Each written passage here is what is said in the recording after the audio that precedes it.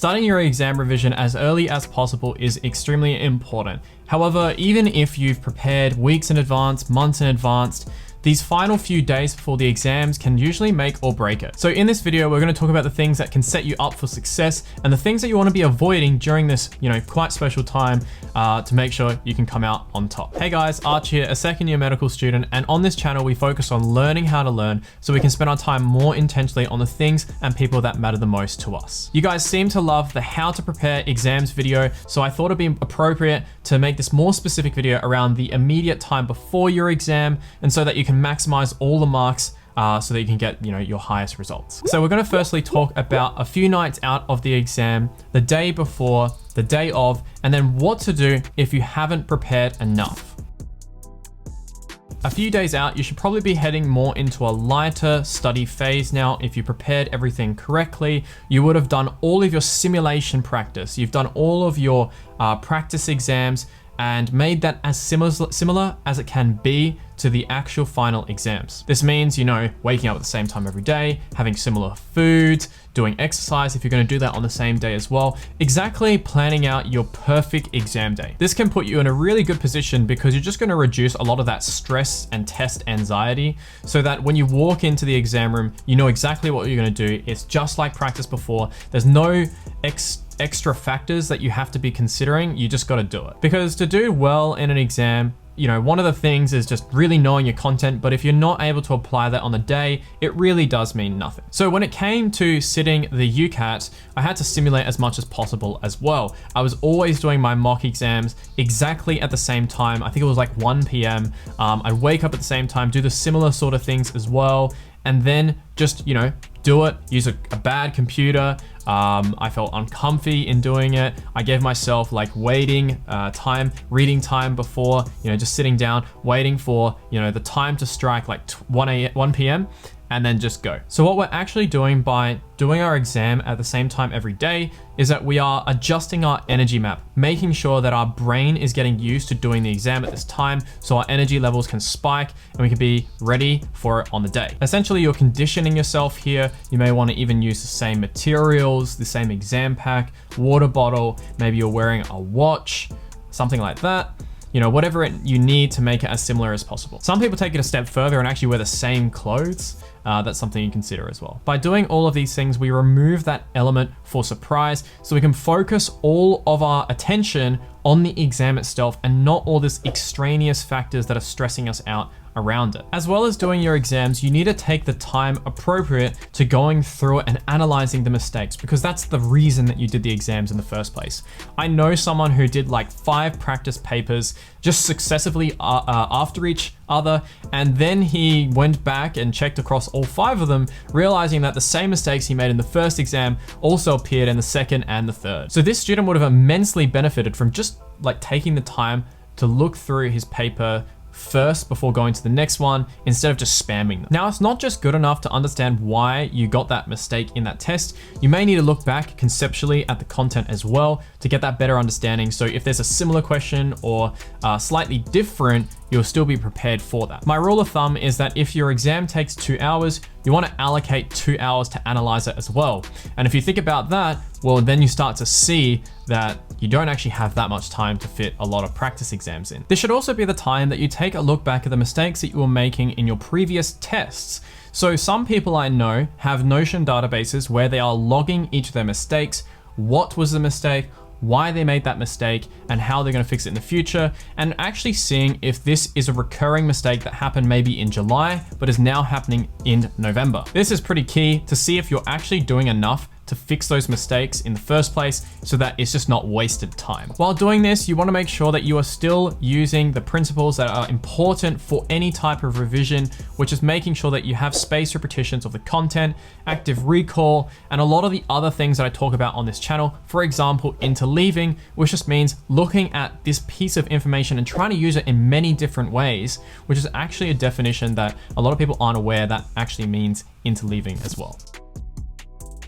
Now, the day before your exam is super duper important. And there's a lot that's said out there about, what you should spend your time doing. This is something that is quite different for everyone, and a lot of that actually is true. I would highly recommend that this day is not going to be as intensively draining as your previous days have been before. You want to put the finishing touches on your exam prep and make sure that you are mentally prepared for the day tomorrow. So during this day, you might want to just make it some more light revision, just having a call with a friend and doing some group study, asking questions, seeing if you can push your knowledge. You might want to do some questions untimed, whatever really floats your boat, as long as it's not as stressful as doing a whole mock exam experience that day before. Because honestly, that can be as draining as having exams back to back every single day, which is obviously what you don't want just before doing your real exam. Simply just make sure that what you're doing is in a relaxed and fun matter, and if it isn't, then stop studying. Make sure not to stress yourself out more and have all of these what ifs, right? I know a lot of students are asking, what if this pops up? What if this pops up? Well, equally, what if all the stuff that you have studied has pop up? What if that hard question in that 2017 exam is the same question that is going to pop up in 2020? So there's an equal amount of what ifs, so don't worry about it too much. The moment it gets too stressful, the thing that I like to do is that I would either go on an exercise or on a walk, or just play with my dog. And it's also important to mention that you probably want to do your revision in the morning to midday and pretty much have that afternoon and night to really relax. So the most important thing is you actually keep up on your sleep. And I know there's a lot of anxiety around this, especially the night before. I know sleep is so important, and that can actually keep you up as well. So make sure that you're following all of the, sleep hygiene guidelines that you can find on the internet, and then you actually give yourself enough time to properly wind down. A lot of students just completely ignore this, and effectively they forego this thing called sleep-dependent memory consolidation, which basically just tells us that, you actually need sleep to retain and understand and link all the content together that you've been learning in the days before, for it to actually stick so you can use it. So the thing is, even if you do feel unprepared, you do not want to sacrifice your sleep after a certain limit. For most people, anything around 5 or less is pushing it way too much, and you staying up later is not going to do any good for you, because you just getting sleep would mean you being more alert to actually get questions right, even if you didn't know the content, because you get rid of sleep-dependent memory consolidation and you won't even remember what you studied anyway. It can be a little bit confusing, but the idea is just to prioritize that sleep, and you want to be doing this in days before anyway. You don't want to change so much up and just sleep for 12 hours. You should be having that sleep schedule all the way through your exam schedule. Now, on the day of your exam, you want to make sure that you wake up at the same time and have a relaxed morning to get started.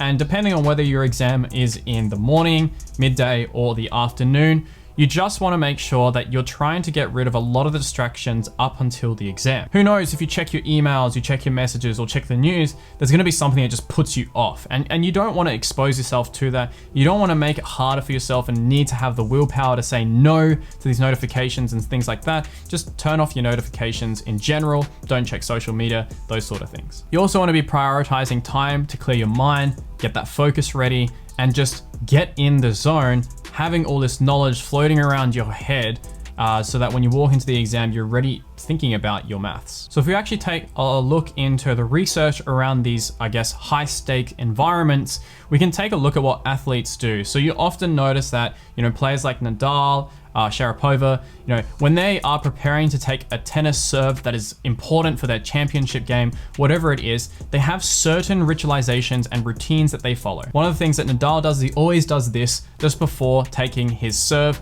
And so you want to be doing the exact same things that make sense for you going into the exam. For me, it's taking quite a few deep breaths, not really talking to people outside the exam who are stressed, and that's just going to distract me. But me just thinking and having my eyes on the prize, essentially thinking about, okay, so I've got this maths paper the next 3 hours. I'm going to be thinking about this, thinking about this, thinking about this. That's what I'm kind of doing when I'm walking into the exam room and actually taking that seat down as well. So the term for this is actually called ritualization. And this just gets a lot of those neural circuits in your brain firing in a way that is similar to what you've been doing in all of your exam practice before. So that's why I mentioned in your simulation, you also want to include this ritualization practice before getting started, having the right reading time before starting your actual practice exam, so that you just have so much simulation going into the real thing. So this is just one of those things that kind of seems like a hack psychologically in our mind. So you just want to use it anyway because it's going to help. Your ritualization is going to be completely unique to you. So find what you like to do to put you in that mindset and in that zone, and just stick to that. Another thing as well is make sure that you're hydrated and that you've gone to the toilet before the exam. You don't want these simple things just getting in the way and distracting you. So, just take care of them beforehand, okay? And the final things that I can recommend is that when you're actually just about getting started, I always take the time as part of ritualization as well. And there's some neuroscience that's around this, just staring at my piece of paper or focusing on something that's far away and kind of staring at it, just so that, that in itself is actually making you more alert, which allows you to be more focused just before getting into it. So then at that point, you've done all of this exam preparation and now you just got to execute. So you just give it your best shot. So if you're a few days away from your exams, you haven't studied, what are you gonna do? Well, the first thing you need to make sure is that your sleep is prioritized so that you're able to fit in high quality study the days before and actually remember the stuff that you've spent this time doing within the day. So in terms of studying, there's no doubt about it, you are gonna be focusing on cramming. Okay, there's a lot of bad things that people do with cramming in that they rush, right? Efficiency is not rushing. For you to have efficiency, you need to focus on what's most important. The areas that you need the most practice in, you need to really understand conceptually, spend more time on those things so that you're gonna be better prepared in the exam, because at the end of the day, those weaknesses are where you are most likely to lose marks. If you want me to make a video on effective cramming, please let me know. However, for effective cramming, it does rely on high efficiency techniques built off all the stuff that I've been talking on this channel before. And if your exam is tomorrow, well, it just means more brutal prioritization of what's gonna be most important for you to prepare for this exam, the things that you're most weakest in, and that's all you've got. So yeah, just make sure that you give it your best shot. But yeah, at the end of the day, you are gonna have to sacrifice some topics. You just don't have enough time. The reality is, even if you have an exam tomorrow, it's likely that you're gonna have more important exams later in your life, whether you're in high school, university, or even afterwards. So just make sure that you use this as a learning experience and you don't let history repeat itself. And if you wanna score in the top 0.1% without the stress, the grind, or the pain, I'm going to be working with a few students to help you get there. I'm gonna put in all of my energy to make that possible for you, teaching you everything that I know about achieving these results. However, if you are interested in taking the plunge and doing this, there is a selection process. It is very exclusive, and I really wanna make sure that this is a perfect fit. So if you want to see if this is for you, just send me a DM on Instagram. Until then, I'll see you guys in my next one. Bye-bye.